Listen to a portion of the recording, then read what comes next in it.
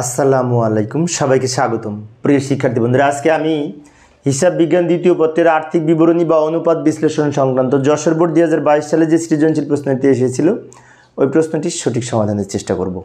তো সমাধানের জন্য তোমাদের সাথে আছি আমি মোহাম্মদ সিরাজুল ইসলাম, বরিশাল সরকারি model school and college, Barishal. চলো শুরু করা যাক। প্রথমে প্রশ্নটা দেখে নেবে, যে ছোট্ট একটি প্রশ্ন, কিন্তু প্রশ্নটা একটু আনকমন, কারণ এখানে দুইটা কোম্পানি দেওয়া আছে, এই যে Hasan company limited, Shafiq company limited পাশাপাশি দেওয়া আছে। এই তথ্যের আলোকে আমাদের এই প্রশ্নগুলির উত্তর দিতে হবে। তো ভালো করে লক্ষ্য করি। প্রথমে ক নাম্বারে বলেছে, আচ্ছা ক নাম্বারের জন্য আমরা একটা কাজ করি, ক নাম্বারের পরে পেজে যাই, একটু অঙ্কটা আমরা এই যে এখানে সমাধান করব।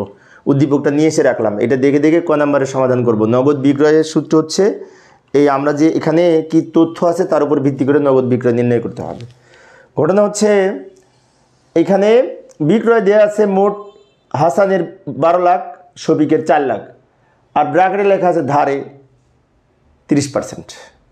তাহলে এই মোট বিক্রয় থেকে যদি ধারে বিক্রয় বাদ দিই তাহলে তো নগদ বিক্রয় পাওয়া যাবে, তাই না? মোট যদি 12 লক্ষ হয় তাহলে 12 লক্ষর যত টাকা ধারে সেটুকু বাদ দিয়ে বাকিটা নগদে হবে। সেজন্য আমরা সূত্রটা এভাবে লিখতে পারি, মোট বিক্রয় মাইনাস ধারে বিক্রয়, এটা সূত্র। নগদ বিক্রয়ের সূত্র হচ্ছে মোট বিক্রয় থেকে ধারে বিক্রয় বাদ দিব, বিয়োগ করব। তো মোট বিক্রয় হাসান কোম্পানিটা আগে বের করি। হাসান কোম্পানির মোট বিক্রয় ছিল 12 লাখ মাইনাস এই ধারে বিক্রয় 12 লাখের 30%, 3,60,000 সমান এটা থেকে এটা বিয়োগ করে 8,40,000 টাকা নগদ বিক্রয়। কিভাবে হলো? এই যে 12 লক্ষ টাকা মোট বিক্রয় ছিল, সেখান থেকে 12 লক্ষ 30%, 3,60,000 টাকা ধারে বিক্রয়টা বিয়োগ করে বাকিটা হচ্ছে নগদ বিক্রয়। এবার শফিক কোম্পানি লিমিটেড মোট বিক্রয় ছিল 4 লাখ, 4 লাখের 30% 1,20,000, তাহলে 4 লাখ থেকে 1,20,000 বিয়োগ করলে 2,80,000। এই দুইটা হচ্ছে ধারে বিক্রয়, ক নাম্বারের উত্তর, নগদ বিক্রয়। ক নাম্বারের উত্তর, মোট বিক্রয় থেকে ধারে বিক্রয় আমরা জাস্ট বিয়োগ করেছি।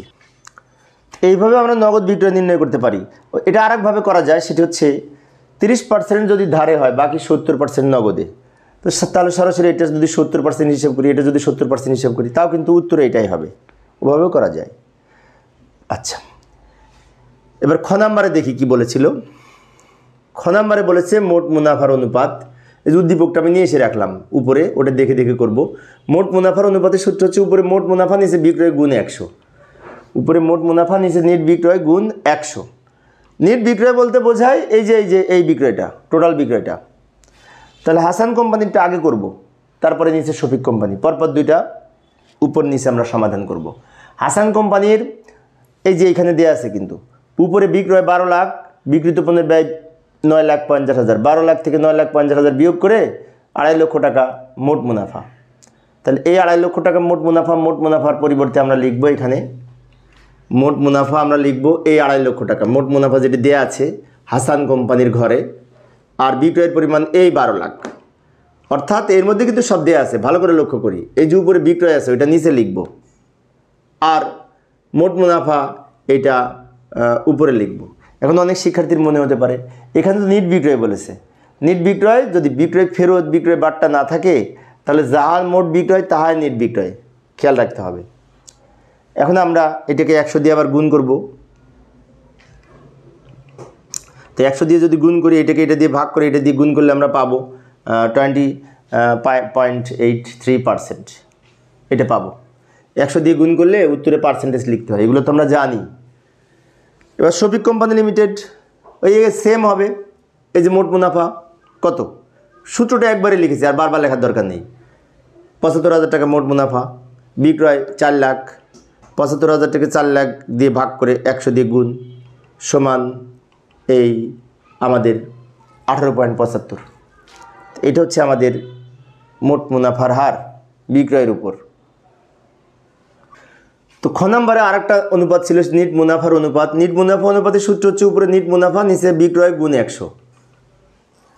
তো এটা দুইভাবে করা যায়, একটা এই সবার শেষে নিট মুনাফা ধরে করা যায়, আবার কর পূর্ব নিট মুনাফা এটা ধরেও করা যায়। তো আমরা কর পূর্ব নিট মুনাফা ধরে করছি, সমস্যা নেই। সেক্ষেত্রে এই হাসান কোম্পানির নিট মুনাফা হচ্ছে কর পূর্ব নিট মুনাফা 90,000, আর বিক্রয় ছিল ওই আগের বিক্রয় 12 লক্ষ। তো 90,000কে 12 লক্ষ দিয়ে ভাগ করে 100 দিয়ে গুণ করলে আমরা পাবো এই 7.5%।